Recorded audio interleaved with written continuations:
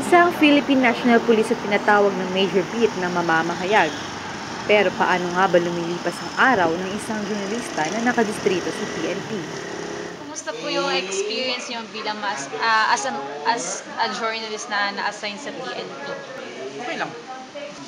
Nung nagsimula ako bilang journalist sa print is sa police beat ako na-assign. So until now, nasa police ako. So okay lang.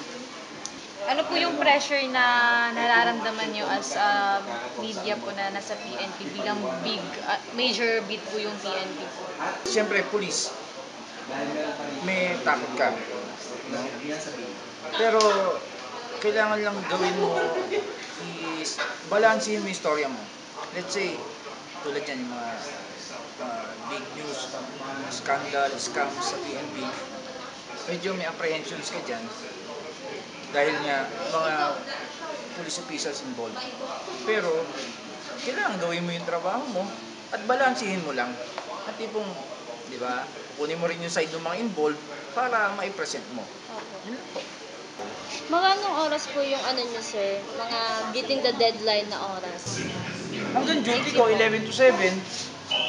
Pero pagka mga ganito pong araw, mga ganito pong oras, Ngayon, kita mo, ano na, parang alas 5 is oras di peligro, pero may istorya pa.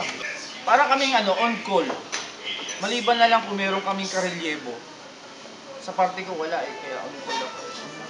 Ano po yung advice na maibibigay niyo po sa amin bilang isang future media practitioner?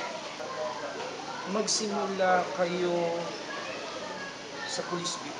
Yung craft nyo, yung skills nyo, yung knowledge nyo, patawag doon, i-sharpen nyo, i-hone nyo sa police beat. Kasi dyan yung paano yung investigative report, yung straight report, kahit picture story, pwede. So, yun yung advice ko sa inyo kung gusto nyo. Yes ma'am, sorry. Bilang president po dito sa sa PNP. Kailangan talaga Ano po yung activity nyo mismo as a president? Ang sa akin lang is i-coordinate ko yung mga briefing ng mga officials, DPIO, dito po. Pero lahat kami po rito, pantay-pantay po kami.